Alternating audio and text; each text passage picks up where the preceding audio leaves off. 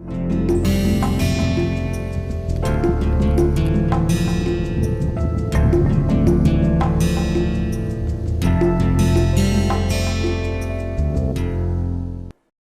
welcome to the next lecture in the course of rapid manufacturing, which is focused towards rapid prototyping processes. Photopolymerization material. Here we will see the application of a UV curable resin in the display panel of cell phones. So, in cell phones display panel we use UV curable lasers. So, you can see here these are the cross sectional view of the display panel. So, here you can see end seal of the liquid crystal panel is done here. So, it has a UV curable resin, then you have a liquid crystal here, this is liquid crystal. Then for protecting the connection of FPC and ITO you have this. So, the UV curable resin is also filled here. So, it has low moisture permeability and repairable properties are here. Then when you talk about the main sealing, this is the main sealing of liquid crystal panel, that is also having a UV curable resin. So, it is very clear from this figure that UV curable resins play a very important role. Okay, it is transparent and it also has low moisture permeability. The important property of the entire photopolymerization is the reaction rate. Because how quickly does the reaction happen such that the liquid is converted into a solid.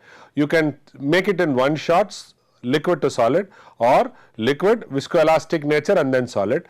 Suppose if this takes a slow duration of time, the best part is going to be between spots, it is going to gel and form a line very good. If it is instantaneously curing, you might not get the gelation very well, and when you talk between layer to layer, again there can be a possibility of delamination. So, in that case reaction rate plays a very important role. As it is evident, the photopolymerization reaction in stereolithography resin is very complex and important. Because if the reaction rate is very slow, then the shrinkage might be very high. To date, no one has published an analytical photopolymerization model that describes reaction results and reaction rate. However, qualitative understanding of the reaction rate is straightforward from simple formulations. Broadly speaking, reaction rates for photopolymers are controlled by concentration of photoinitiators and monomers I and M. So, the rate of polymerization is the rate of monomer consumption, which can be shown as Rp equal to differential of M by T. So, this is the rate which is directly proportional to M. M is the monomer and Ki to the power half, okay, or this can be written as M root Ki.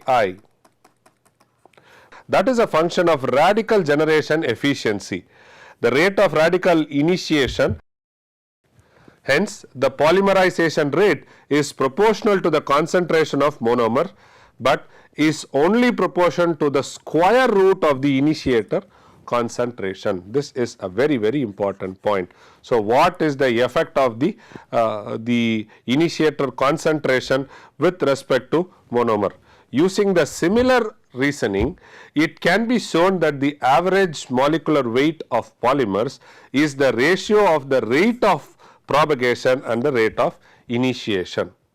Rate of propagation means how quickly the networking is getting formed, and the rate of initiation is how quickly it is getting, this is forming a network propagation, this is how you are initiating it.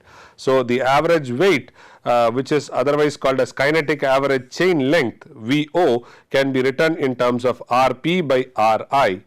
Okay. Ri is the rate of initiation of the macro monomers. Both the equations has important consequences as well as a cell process is concerned. Higher the rate of polymerization, faster can be the build time. Build time is very important. Today, if you want to have a very high resolution rapid prototyping made, it might a small 1 cubic centimeter volume can take almost close to 4-5 hours. If you have a very high resolution where the features are very small, you will get this. Since SL resins are predominantly composed of monomers, the monomer concentration cannot be changed much. So, this is also important thing. Monomer concentration cannot be changed much.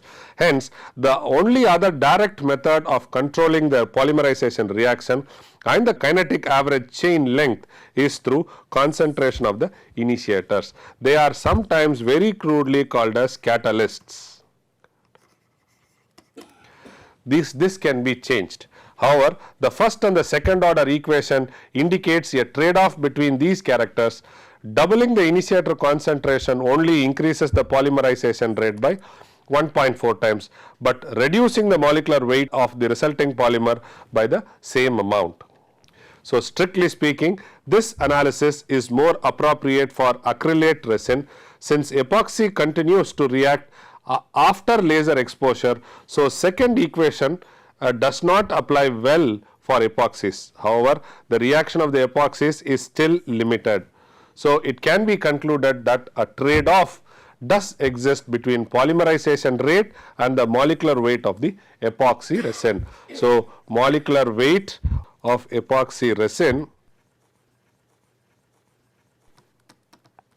is proportional to polymerization rate. Okay. So, molecular weight, you can try to play with the molecular weight and then try to get the polymerization reaction. So, now let us understand more in detail about the process called stereolithography. Stereolithography is a process wherein which we use a liquid photopolymer where the process of polymerization happens. Okay. We use a laser which is a UV laser. So, this UV laser, the lambda is very important, the power density is very important. Power density is nothing but power applied per unit area. So, this is nothing but the focusing. Okay. And this lambda is the energy photon. So, the laser energy is divided into photon energy. Photons are packet of energies in the light. So, photon energy is equal to h by lambda. So, now you can see what will be the influence of photon energy. This energy is per photon energy. Okay. Depending upon the wavelength, the photon energy can increase or decrease. Fine. So, this is very important. So, power density is also important. For power density, we play with the lenses. So, it straight passes and here is said as XY scanning mirror, which is nothing but a galvometer. You can see here this is attached to a motor. This motor is controlled by pulses. So, you can see stepper motor, this motor will be attached to a shaft and this is controlled by steps. So, this controlled motor can be used to control the rotation of this mirror. This mirror in turn reflects on top of the liquid polymer. The liquid polymer is placed inside a vat. Okay. This vat is placed on top of a table. This is a build platform or a table. So, this table is lowered and highered by a elevator. So, again here you will have a stepper motor attached, stepper or servo motor attached. So, this resolution tries to dictate the resolution of the layer. So, after one layer of exposure, the table, the built platform sinks down. So, the next layer is of liquid is formed on top. As I said, where there is a doctor's blade, we have a sweeper. The function of the sweeper is to make sure that there is a uniform layer of liquid on top of the built area, built platform. Okay. So, here 2-3 things you have to note. The density of the layer is directly proportion. So, there is something called as density of the built layer, okay, is directly proportional to the hatch pattern. You can establish two different types of, you can establish close hatch pattern or open hatch pattern. So basically open hatch pattern gives you only a shape to the layer. For example, you can have a layer, this is open, okay. You can have a layer which is closed, the closed layer. So closed layer will take more time, closed layer is heavier, closed layer is stiffer, but if you just wanted to use it as a supporting layer or supporting part, then you use this open structure and start building it.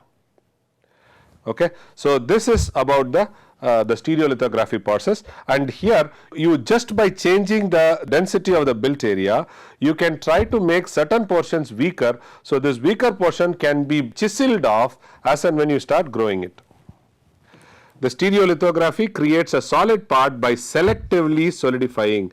The selective word is a very big word, and the laser gives you the freedom of doing selective. So wherever I wanted to cure, only those portion will be cured. For example, if you have a layer and you have two islands, okay, only these islands have to be cured, it is possible, rest all you don't even have to touch, possible. Or two islands alone not to be touched, rest all layer has to be touched, possible. So it will cure. So it is selective solidifying a liquid photopolymer resin using a UV laser. That is stereolithography. As with many other rapid manufacturing processes, the physical part are manufactured by fabricating cross-sectional contours or slices, one on top of another.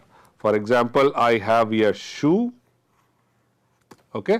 So I make this as layer by layer by layer. This is what we are saying.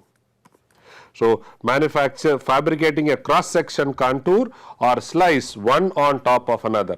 These slices are created by tracing 2D contour of a CAD model in a vat of photopolymer resin with a laser. The part being built rests on the platform that is dipped into the vat of resin as shown in the schematic diagram in the previous slide.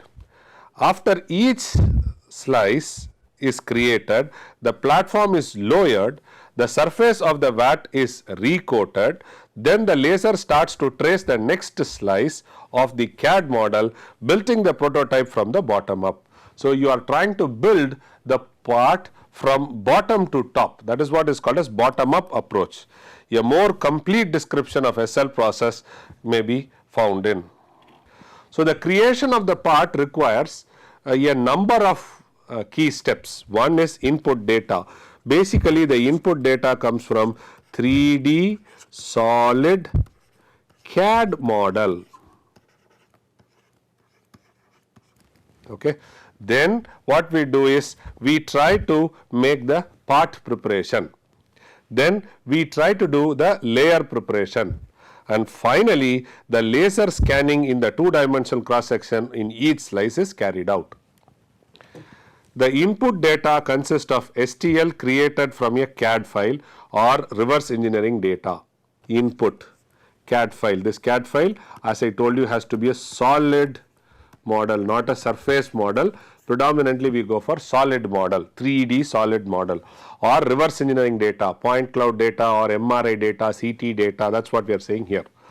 Part preparation is the phase at which the operator specifies support structures to hold each cross section in place while the part builds and provides values for machining part. For example, let us assume a person who is hanging. Okay, you are trying to reconstruct him using the SL process. So you see here there is a overhang of his hand on both sides. This, if you have to cure only in the top layer, it is not possible.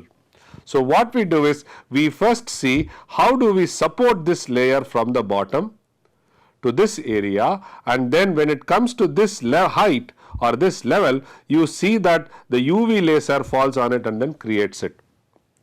These parameters control how the prototype is fabricated in the SL machine. Layer preparation is the phase in which STL model is divided into a series of slices. So, what is this STL model? When you finish the CAD, you store the CAD data as star.stl. So, star.stl, when you store, it becomes a STL model. So, STL model is nothing but you try to convert the solid model into testellations. Testellations are small triangles or meshes which we call. So, it is converted into that, and the STL model is then further divided into a series of slices as defined by part preparation phase and translated by a software algorithm into a machine language. Why are we talking about software algorithm and machine language? Machine here will try to give you the feed rate, the other machine parameters, but the software will only slice and give you the data. This information is then used to drive the SL machine and fabricate prototypes. The laser scanning of a part is the phase where the actual solidification happens and the layer is formed. Actual solidifies each layer in the SL machine. After building the part must be cleaned and post cured and finished. So, what happens is you will have a staircase effect which is coming up on the, because this is layer by layer by layer information. So, you will have staircase effect coming into action. So, this staircase effect has to be smoothened. Okay. So, this smoothening operation is called as post curing operation. Post curing can be heat treatment, can also be smoothing and then getting the finished part. So, during either the cleaning or the finishing phase, the SL machine operator may remove the supporting structure. What is a supporting structure? If you go back, this is called the supporting structure. Till here, it will be on both sides.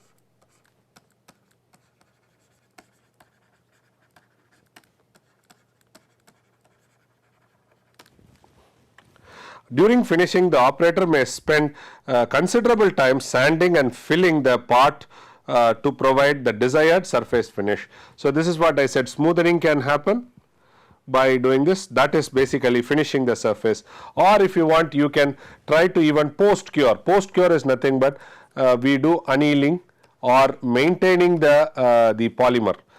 So, here what we do, post cure, we put the polymer into a oven.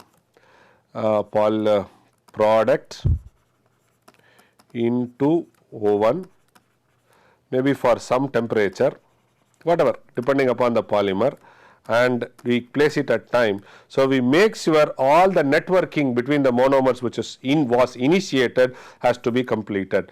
As such, in polymers 100% or 99.9% curing happens over a period of time.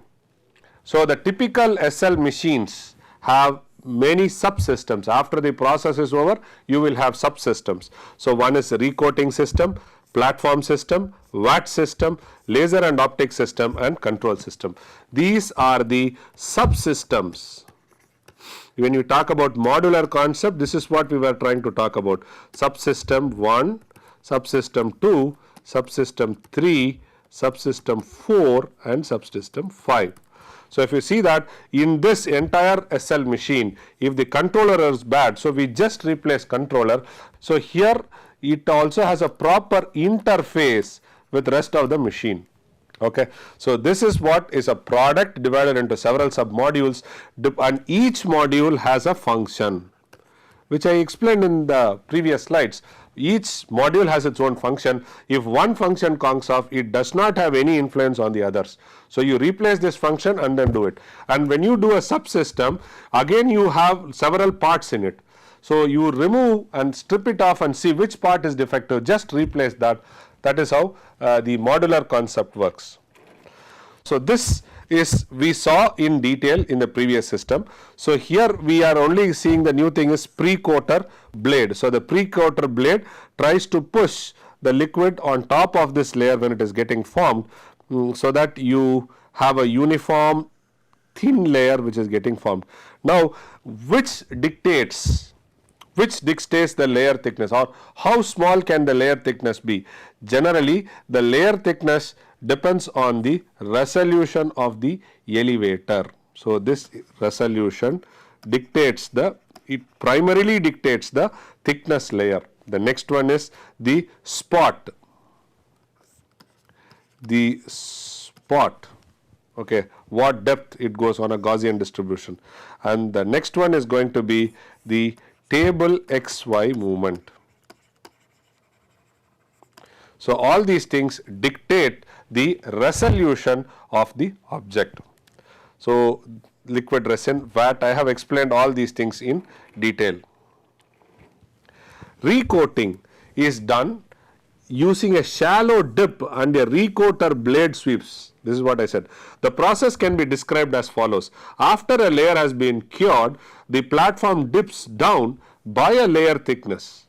The recoater blade slices over the whole billet, depositing a new layer of resin and smoothing the surface of the vat. A common recoater blade type is generally called a Zifree blade, which is a hollow blade that is filled with resin. A vacuum system pulls resin into the blade from the vat. Okay, so a hollow system, hollow blade. What happens when there is excess? It sucks. Vacuum system pulls the resin into the blade, which blade is Zifree blade. As the blade translates over the vat to perform recoating, the resin is deposited in the region where the previous part cross section was built.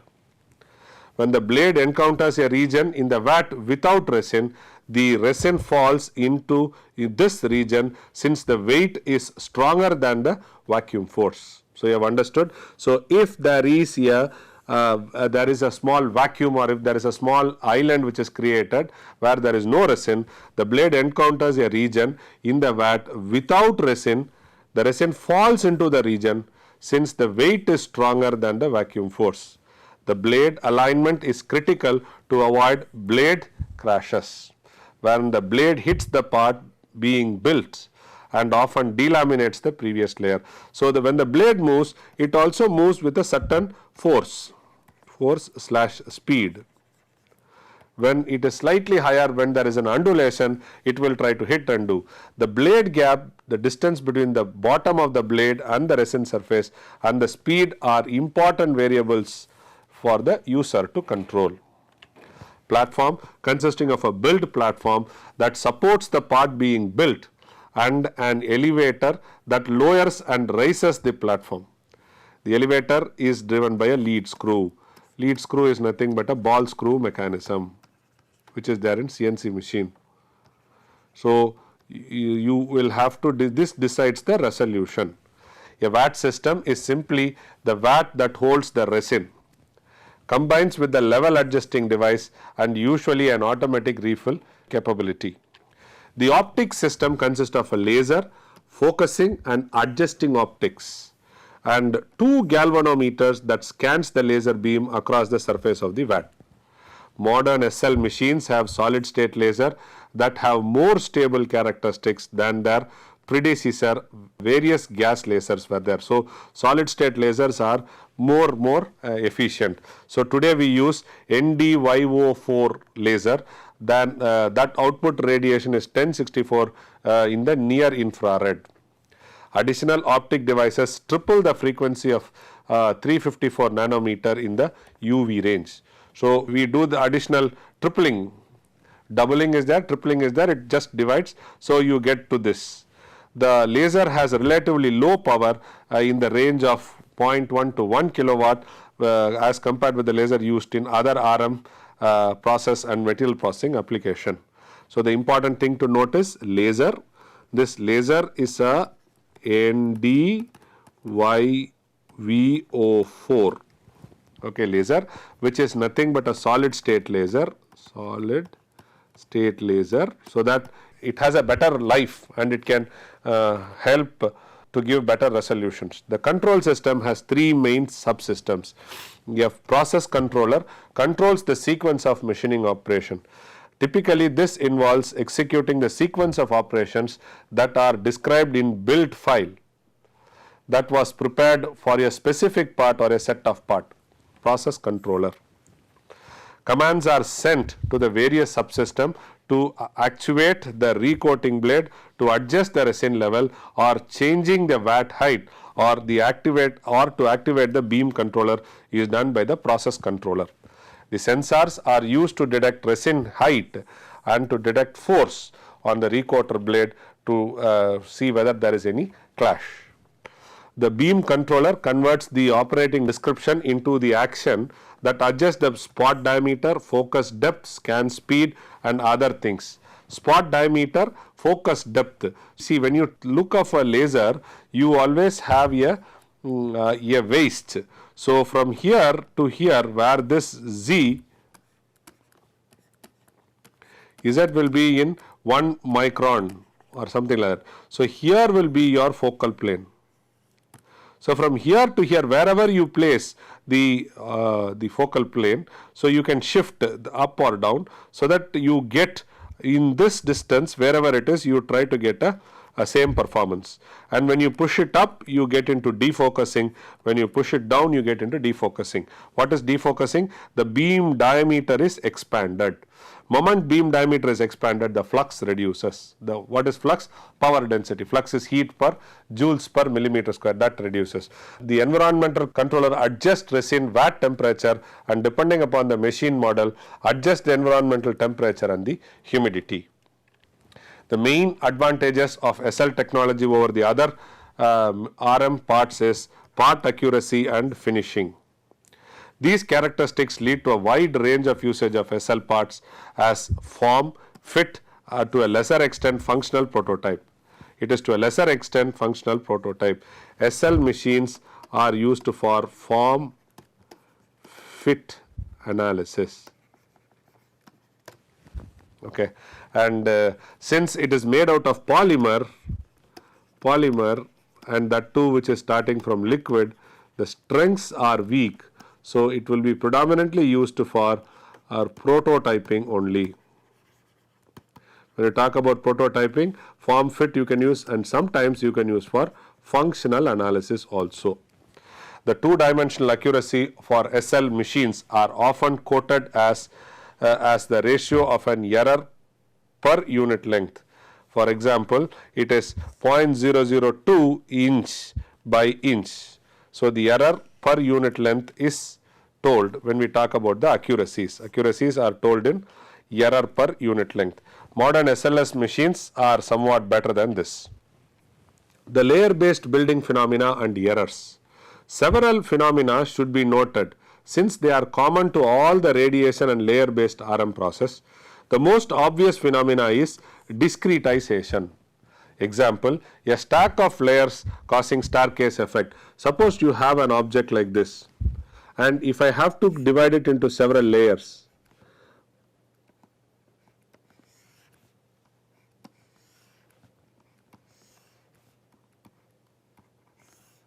so what I get, this is effect. This effect is called a staircase effect. Or if I draw it on the other way around, if I have a curve like this, okay, you can have, so you can see here,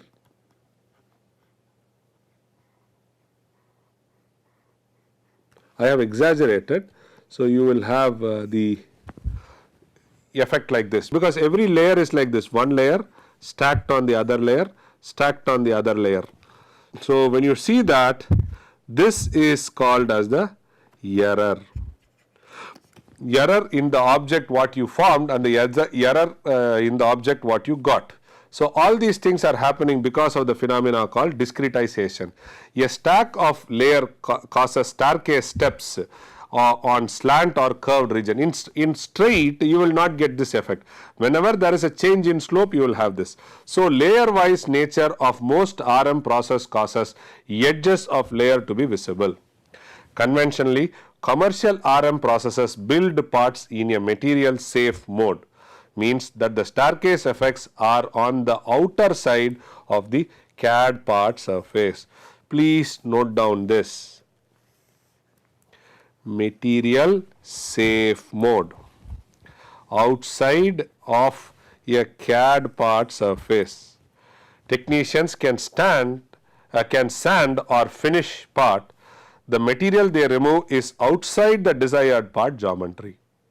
So, material safe mode means the staircase step are on the outer side of the CAD. So, when they sand it or finish it, it's only the outside, so they get it. The other discretization example are the set of laser scans on pixel. So, when we talk on pixel, it is here, it is volume pixel. So, it is voxels. Okay. In most processes, individual laser scans or pixel are not visible on part surface, but in other processes such as fused deposition model, the individual filaments are noticeable. In SL it is not there. Okay. As the laser scans or a cross section or a lamp illuminates a layer, the material solidifies and as a result shrinks. So, in SL, shrinkage is one big phenomena which has to be taken care. When resin photopolymerizes, they shrink since the volume occupied by monomer molecules is larger than the reacted polymer. So, there is a shrinkage phenomena happening. Similarly, after powder melts, it cools and freezes, which reduces the volume of the material. So, it also happens, it is not only in liquid, this is for a liquid and the next one is for a powder. The powder can be even metal powder, ceramic powder, polymer powder, whatever. When the current layer is processed, it shrinks, pulls on the previous layer, causing the stresses to be built in the part. So, this leads to delamination. Delamination means it is breaking. Suppose I have one layer, I have another layer, something like this. So, this portion is called as delamination, breaking.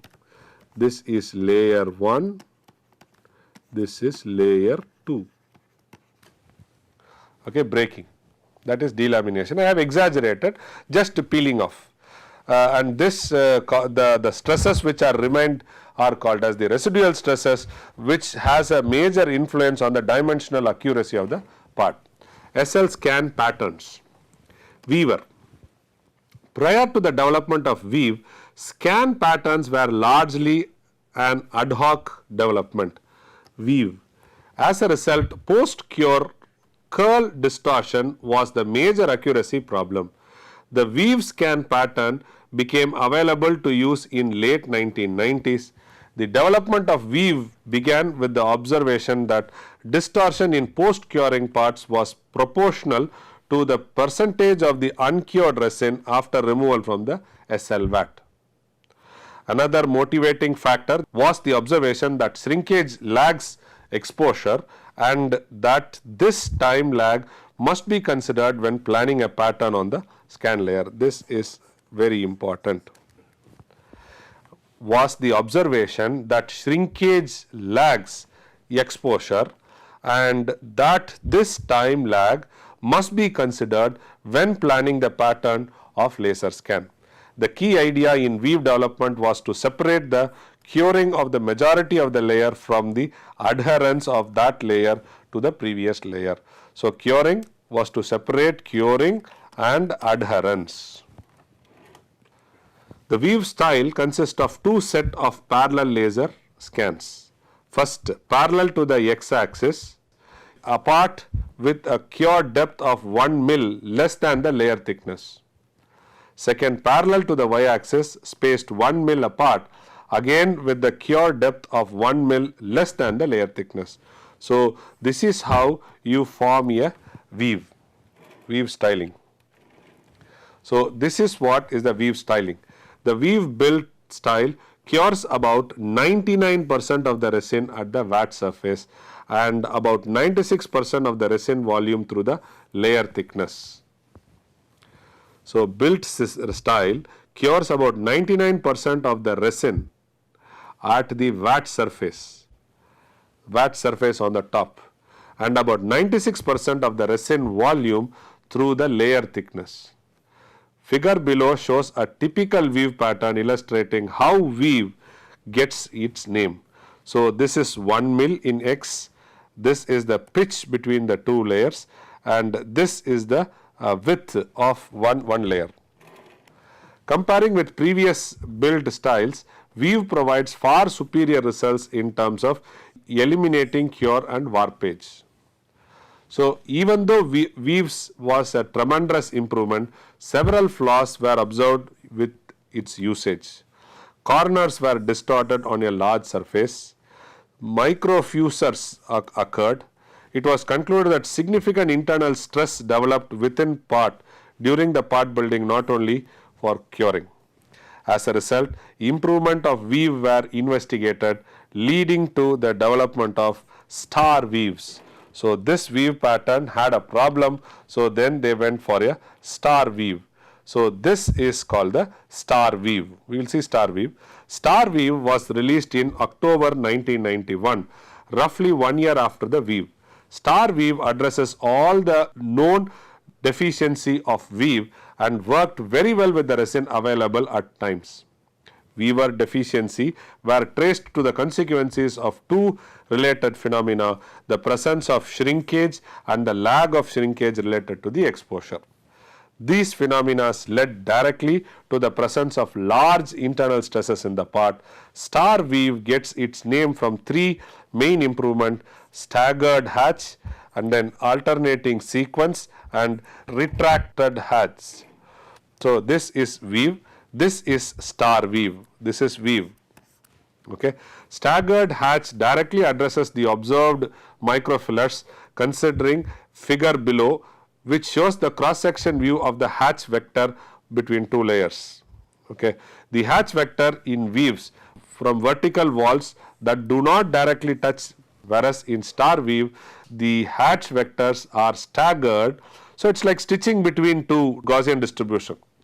So that is what it is. So here you see it is completely. And what is this? This is nothing but a Gaussian thermal distribution, temperature distribution.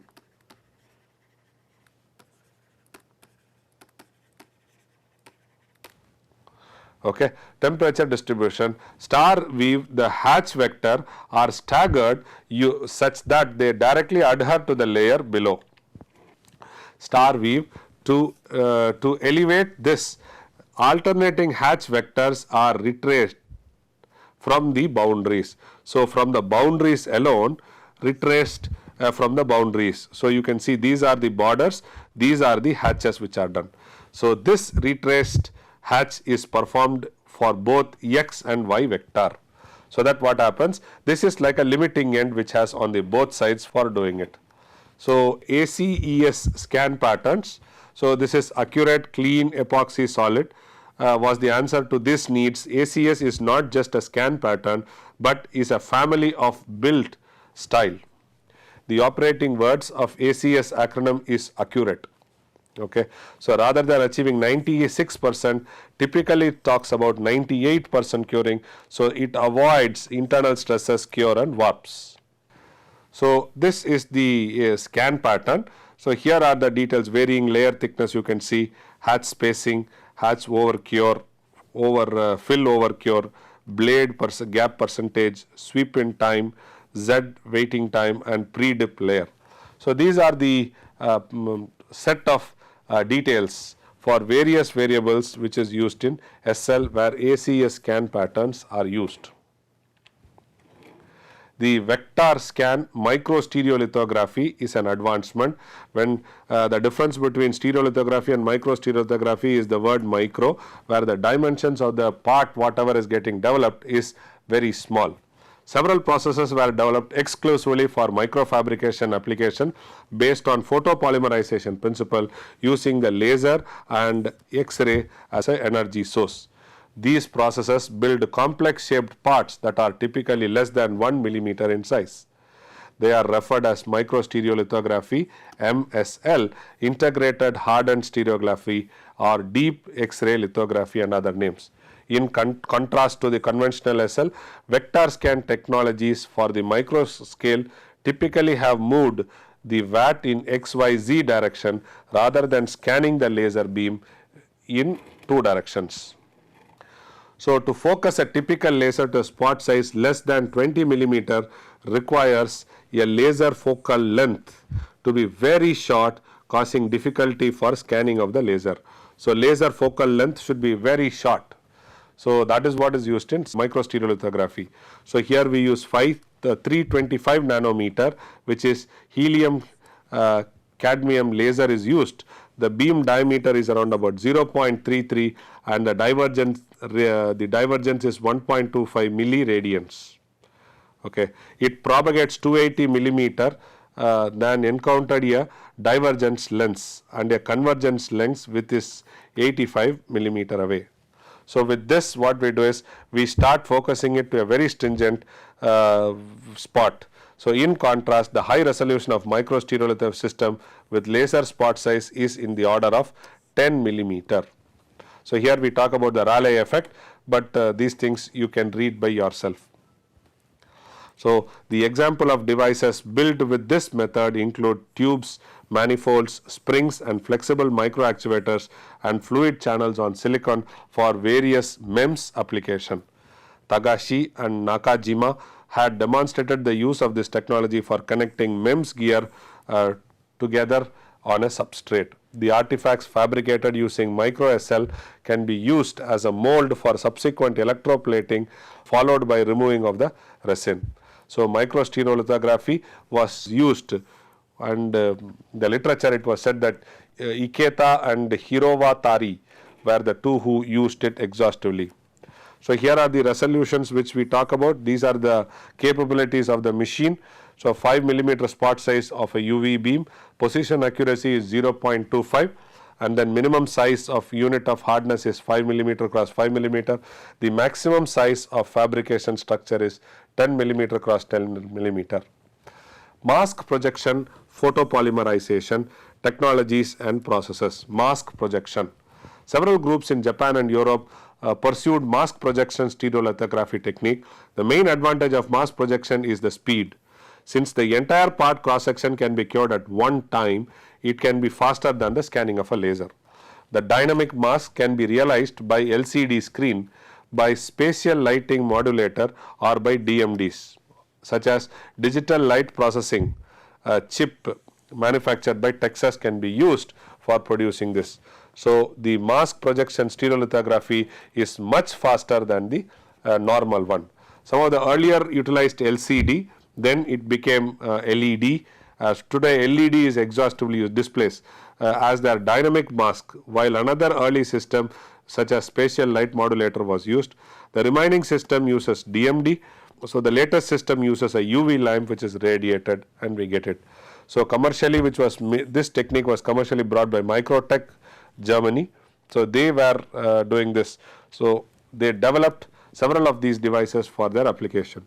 Their rapid micro product development machine using helium cadmium laser enabled construction of small parts layer by layer with a high quality in the sub nanometer range and with the feature dimensions less than 10 millimeter.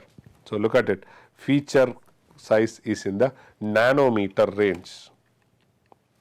So, this is mask we have seen already. We have a broadband UV lamp. So, it is passed through a pinhole, then you have a collimating lens, then you have a filter.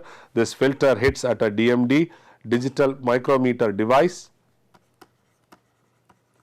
So, you have lot of small lenses. So, these lenses whatever image comes it forms here and it tries to form an imaging lens and this is formed on the surface. So, this is a resin vat translation stage. A computer tries to give the information through this. So, here the DMD works on the computer input. So, we do bitmaps. Bitmap information is given to the DMD and the mirrors swing, switch on, switch off and then try to create a mask. This mask is projected onto the resin and you try to get it. So, from Georgia Tech shows this figure.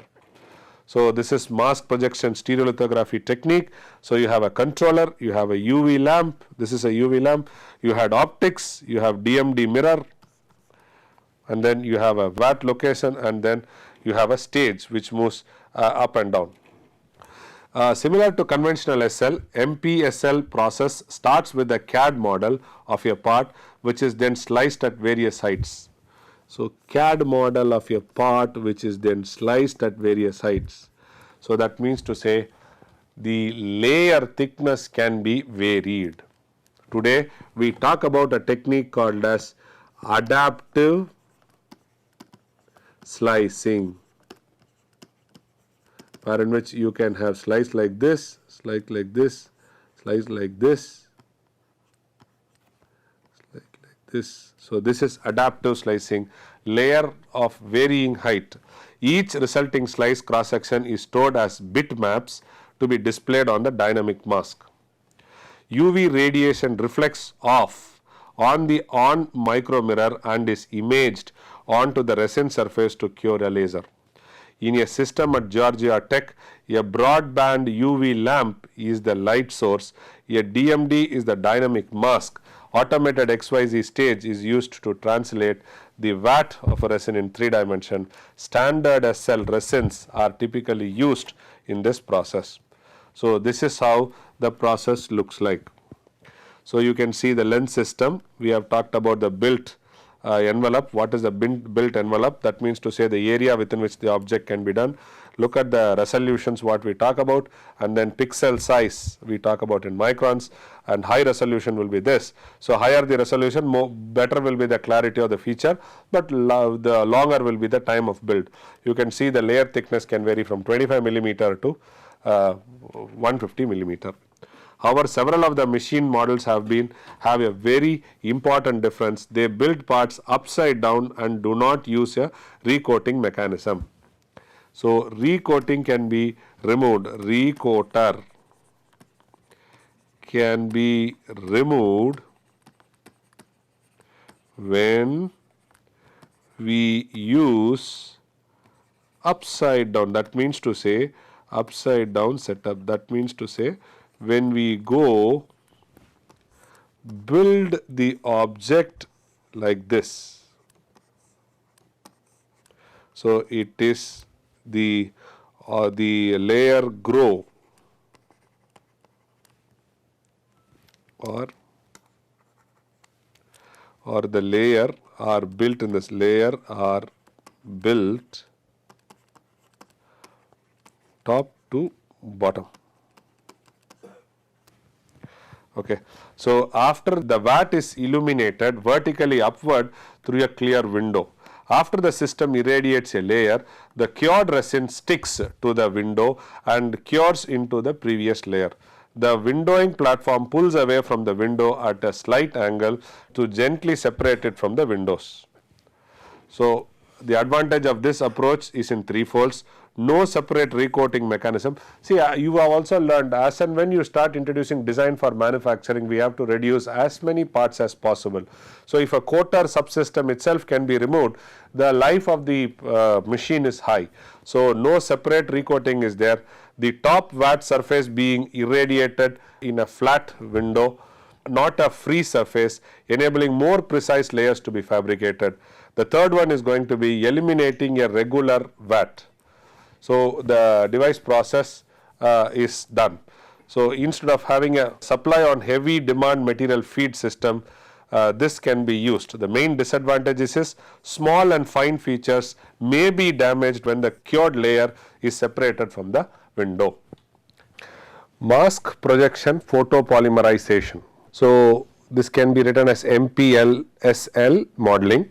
So, we have irradiance model and we have curing model. So, for this irradiance model, incident beam characteristics is very important. So, here we talk about lambda, we talk about power density, then we talk about frequency, okay. Then imaging system parameters, then we will have bitmap display of DMDs. So, all these things are input parameter for irradiant model. From the irradiant model, the irradiant received by every point on the resin surface is got out, and from there it is led to curing. So, you have to do first set of modeling and second set of modeling in order to get the true result of rapid prototyping or to get the true result of the curing cycle. So here this comes to curing model. So in curing model we have to give an input of layer thickness. We also have to give time of exposure, because this time of exposure we saw this is directly proportional to the shrinkage, curing and other things. So this inputs are given, and finally what we get is going to be lateral dimensions of the cured layer. So this is very important. So for this we have to do irradiance model and cure model.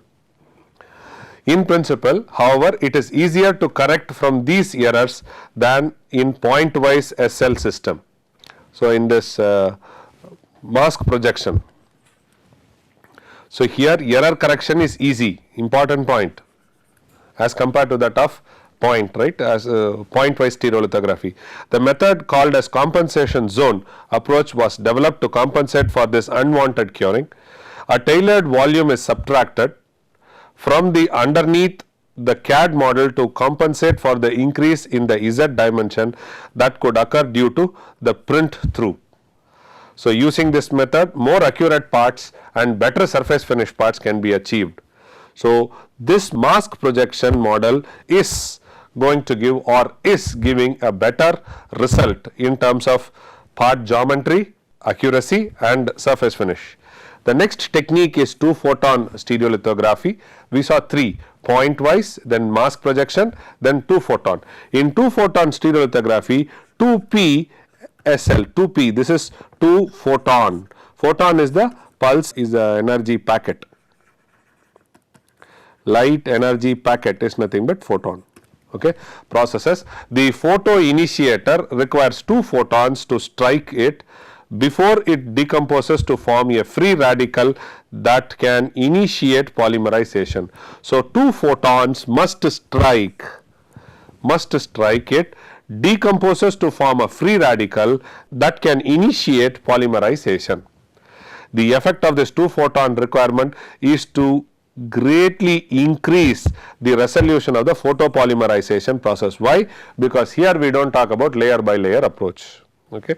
It is true, since only near the center of the laser is the irradiance high enough to provide the photon density necessary to ensure that the 2 photon will strike the same photo initiator model. Feature size of 0.2 millimeter have been achieved by 2-photon stereolithography. 2-photon stereolithography was first invented in 1970 for the purpose of fabrication of 3-dimensional parts. This approach of 2 lasers were used to irradiate points in a vat of a photopolymer. So here the concept of layer by layer is not more pushed. When the focused laser spot intersect,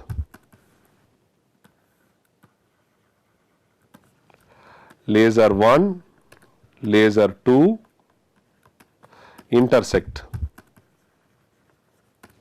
the photon density was high enough to do photopolymerization. Most recently, 2-photon stereolithography receives research attention in the late 1990s.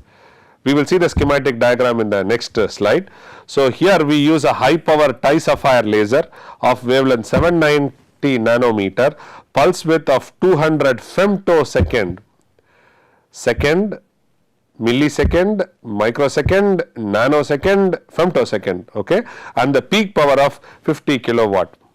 The objective lens have a numerical aperture of 0.85. Similar to the other micro stereolithography approach, the vat was scanned by a 3D scanning stage, not by a laser beam. The parts were built from the bottom up. The viscosity of the resin was enough to prevent the microparts being cured from floating away. This is also very important.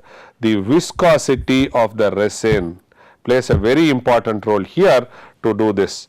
Then complicated parts have been produced quickly by various research groups using this technique.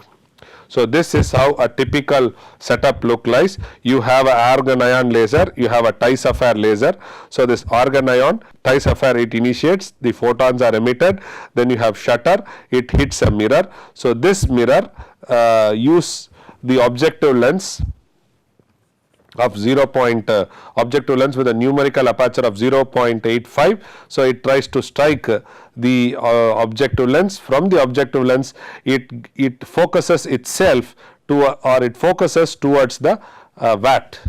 Okay, so you have a lamp from here, and then you have a CCD camera to see what is going on in the curing cycle. Okay, so you have a computer from where the CAD data are inputted, so it is given to the stage for movement. So here is what is the photopolymerizable resin is there. So this is solidified resin is on the top. Okay, so this is this is on the top, and then you get it done. Okay, so these are the two lasers which we use, argon ion and Ti-sapphire laser. This is used for doing 2-photon stereolithography, 2-photon stereolithography for micro parts. So CCD camera is only for visualizing what is happening. Okay, so we use an objective lens here of 0.4, but the objective lens from the mirror which goes towards the photopolymerizable resin is going to have numerical aperture of 0.85.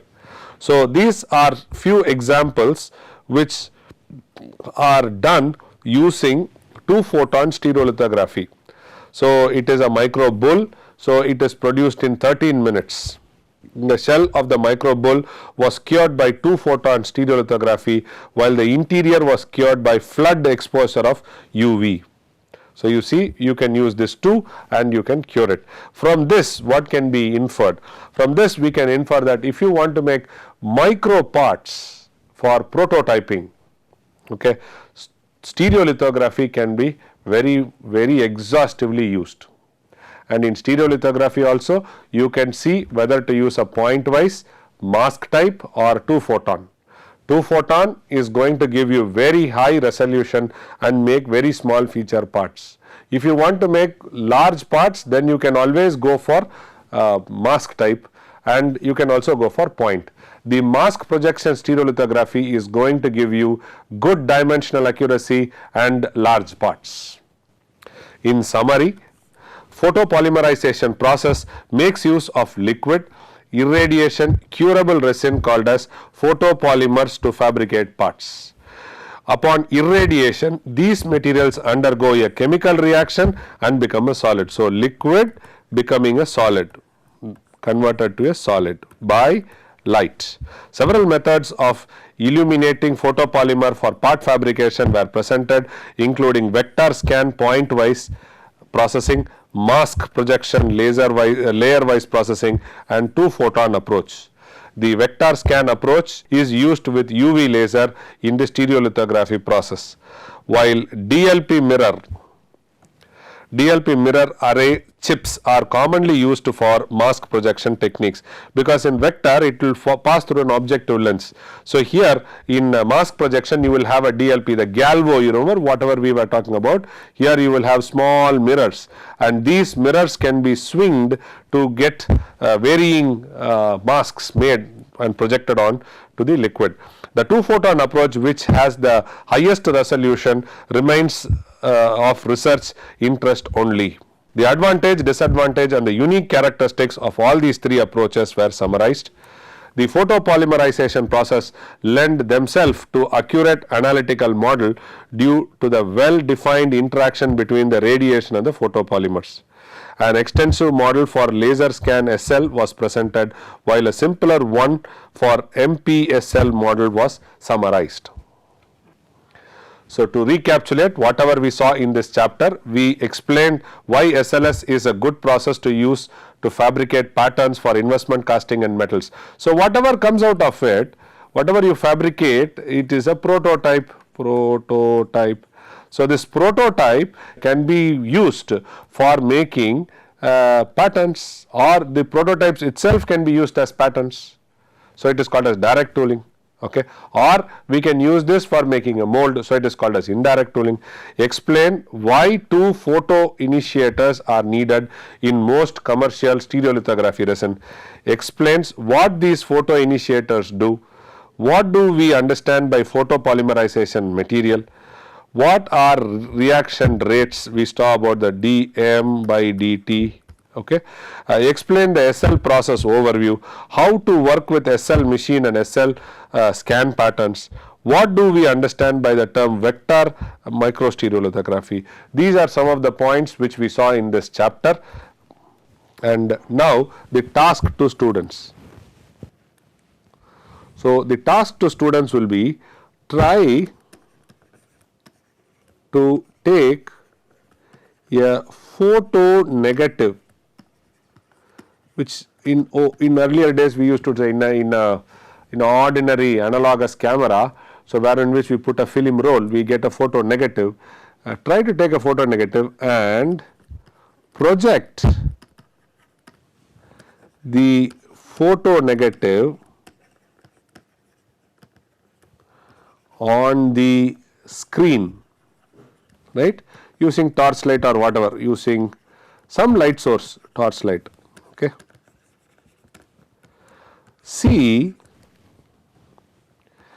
whether you get the same resolution of image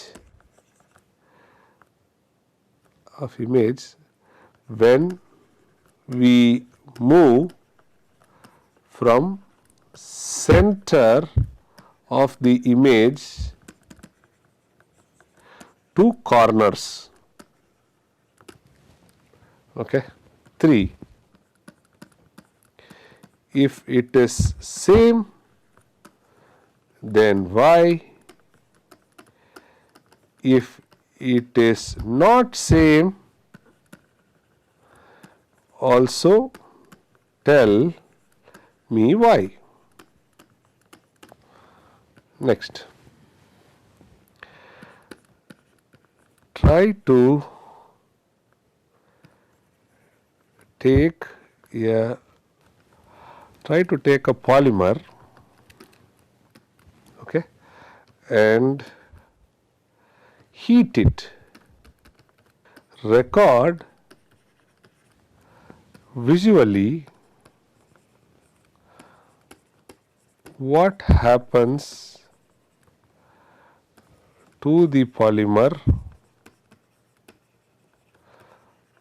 over a period of time.